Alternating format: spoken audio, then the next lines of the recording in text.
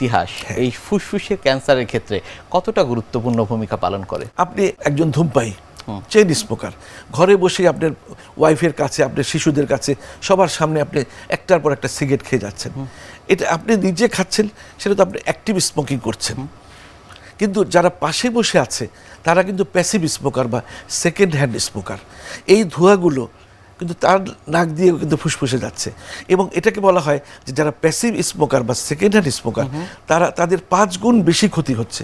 কারণ কি, যে স্মোক করছে শুধু মেইন স্ট্রিম স্মোকিংটা করছে, কিন্তু যারা পাশে বসে আছে তারা মেইন স্ট্রিম স্মোকিং তাদের নাক দিয়ে ঢুকছে, সাইড স্মোকিংও তার নাক দিয়ে ঢুকছে। প্রথম কথা হচ্ছে ধূমপান তো করবেনই না। দ্বিতীয় কথা হচ্ছে ধূমপান যদি করেন বাইরে থেকে করে আসেন, ঘরের মধ্যে প্লিজ আপনি এসে আপনার পরিবারের সদস্যদেরকে আক্রান্ত করবেন না। আর জেনেটিক ডিসঅর্ডার তো আপনি চেঞ্জ করতে পারবেন না, এটা তো জিনগত সমস্যা। অনেক কিছু আছে জিনগত সমস্যা, ইন্টারস্টিশিয়াল লাং ডিজিজ, একটি কোষের সঙ্গে আরেকটি কোষ যুদ্ধ করে দেখা যায় তার প্রচন্ড শ্বাসকষ্ট তৈরি হয়ে গেছে, কাশি হচ্ছে, এটা তো অটোজোমাল রিসেসিভ ডিসঅর্ডার। এগুলো আপনি আটকাতে পারবেন না কোনো অ্যান্টিবায়োটিক দিয়ে, কোনো ভ্যাকসিন দিয়ে, এগুলো অটোমেটিকভাবে হয়ে যাবে। তো এগুলো উপরে তো আমাদের হাত নেই। কিন্তু ধূমপানের জন্য লাং ক্যান্সার হচ্ছে, সিওপিডি হচ্ছে, এগুলো তো আপনার হাত আছে। আপনি ধূমপান করবেন না, আপনার পুষ্টিগত মানটাকে, নিউট্রিশনাল স্ট্যাটাসটাকে বাড়াবেন, ইমিউনিটি যাতে বুস্ট আপ হয়, ইমিউনিটি থেকে আপগ্রেড করবেন। প্রতিরোধমূলক যে ব্যবস্থাপনা সেগুলো আসলে সঠিকভাবে পালন করতে হবে।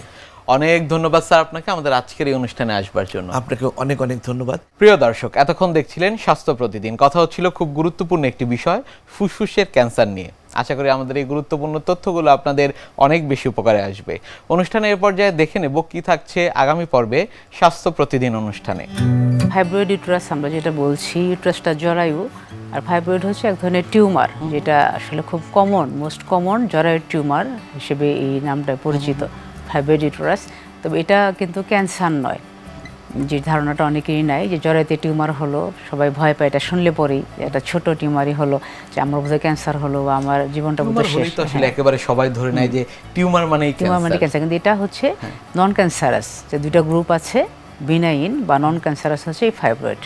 বিশ্বের যে কোনো প্রান্ত থেকে যে কোনো সময় আপনাদের পছন্দের অনুষ্ঠান স্বাস্থ্য প্রতিদিন দেখতে ভিজিট করুন আমাদের পূর্ণাঙ্গ ওয়েব পোর্টাল www.ntvbd.com এ। এছাড়া এনটিভি সব জনপ্রিয় অনুষ্ঠান ও খবরের আপডেট পেতে ভিজিট করুন আমাদের ইউটিউব চ্যানেল ও ভেরিফাইড ফেসবুক পেজে। আজ এখানেই শেষ করছি, আগামীতে আবারও দেখা হবে। সে পর্যন্ত আপনারা সবাই ভালো থাকুন, সুস্থ থাকুন, এনটিভির সাথেই থাকুন।